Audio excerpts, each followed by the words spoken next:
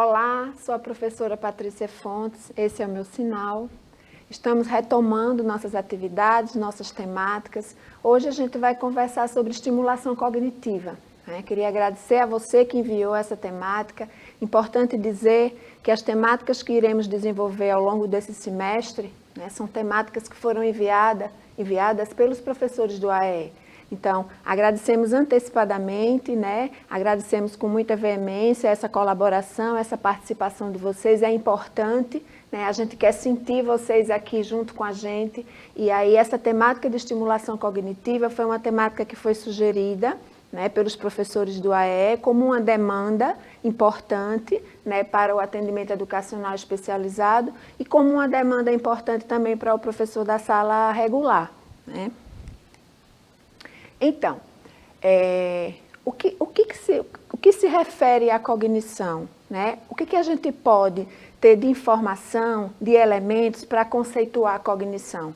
Então, a cognição, ela nos dá a habilidade para que a gente possa assimilar vários processos de informações, através de diferentes meios, da experiência, da interação, dos estímulos, para que essa coletânea de aspectos, elas possam contribuir para a aquisição de conhecimento e para o desenvolvimento da aprendizagem durante o desenvolvimento da aprendizagem.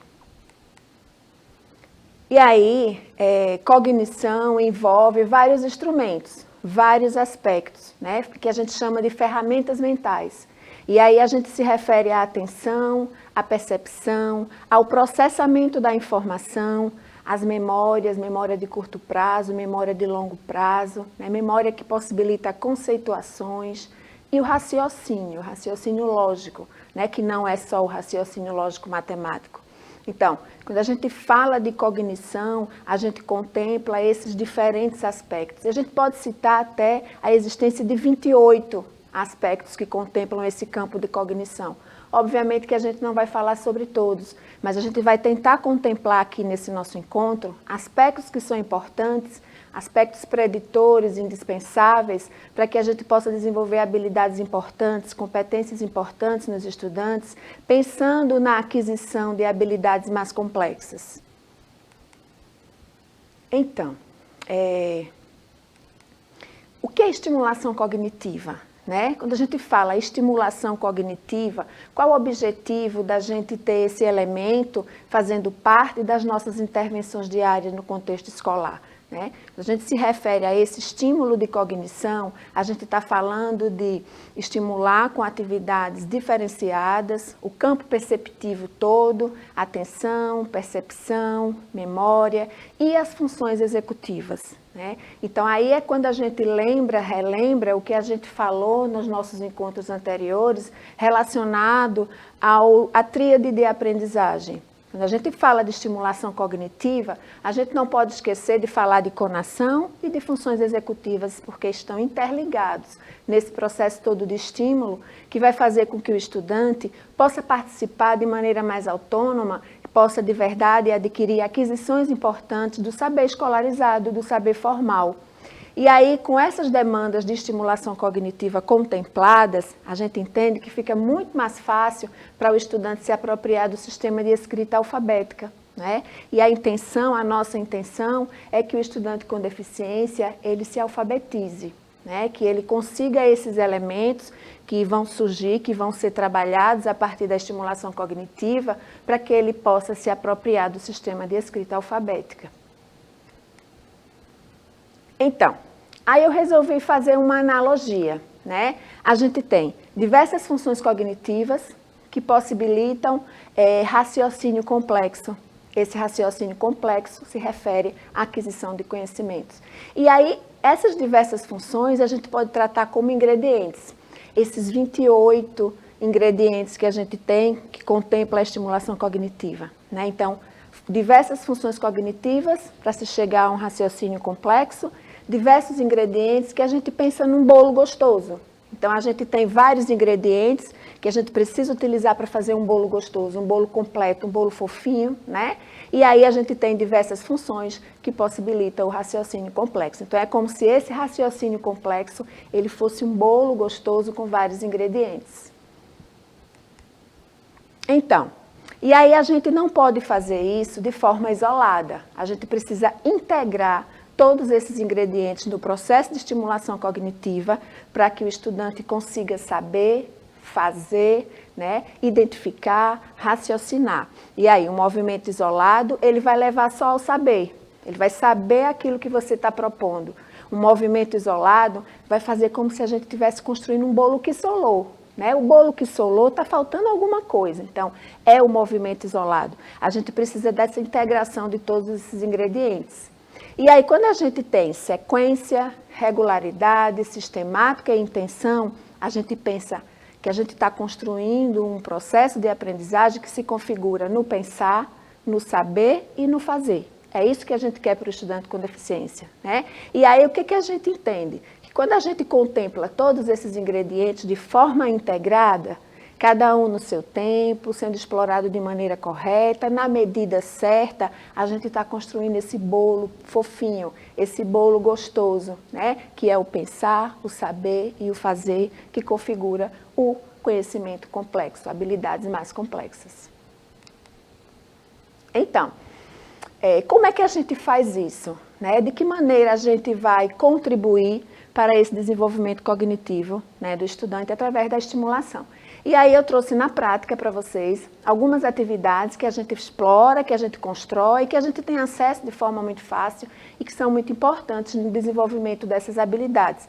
Lembrando que a estimulação cognitiva é um aspecto preditor. Né? Ela vem com uma importância muito grande para que a aprendizagem se dê e para que o estudante passe por um processo de transformação. Então, eu trouxe duas sugestões. Né? Essa atividade, vocês estão vendo a primeira, ela é uma atividade de estímulo sensorial. Né? Então, as habilidades cognitivas, elas acontecem quando a gente estimula o processo de recepção. Como esse estudante vai receber a informação que você está passando? Como esse estudante vai receber o estímulo que você está dando. Então, aí a gente está contemplando o componente sensorial. Então, essas duas atividades são atividades que estimulam o componente sensorial. Mais duas, né? Sugestões para que a gente, se não tem, a gente construa, a gente acesse. Pessoas talentosas demais estão na escola construindo material diariamente para o estudante com necessidade educativa especial. Né? Então, a gente tem mais duas sugestões de atividades de estímulo sensorial, mais duas. Percebam que a gente trabalha cores, a gente trabalha números, a gente trabalha tamanho, a gente trabalha formas. A gente tem um contexto, porque a gente está trazendo alimentos, e aí vocês podem trazer contextos diferenciados para que essa questão sensorial seja estimulada e seja trabalhada. E aí a gente também tem as habilidades cognitivas de integração. A gente fala de habilidades cognitivas de integração, a gente está falando no componente receptivo.